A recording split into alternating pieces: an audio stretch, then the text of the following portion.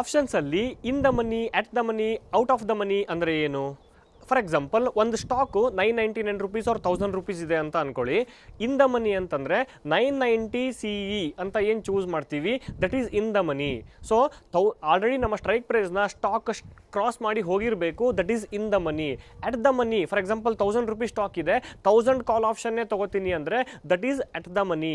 Out of the money ಅಂದರೆ 1000 ರೂಪಾಯಿ stock ಇದೆ, 1010 ರೂಪಾಯಿ ತೊಗೊಂಡ್ರೆ it is out of the money. And ಈ ಸ್ಟ್ರೈಕ್ ಪ್ರೈಸ್ನ ಚೂಸ್ ಮಾಡುವಾಗ always choose in the money. And expiry ಭಾಳ ದೂರ ಇತ್ತು ಅಂದರೆ at the money is okay, but out of the money ಟ್ರೇಡಿಂಗ್ನ ಮಾಡಬೇಡಿ. ಯಾಕೆಂದರೆ ಸಮ್ ಟೈಮ್ ಸ್ಟಾಕ್ಸ್ ಮೇಲ್ಗಡೆ ಹೋದರೂ ಕೂಡ out of the money premium ಮೇಲ್ಗಡೆ ಹೋಗ್ತಾ ಇರಲ್ಲ.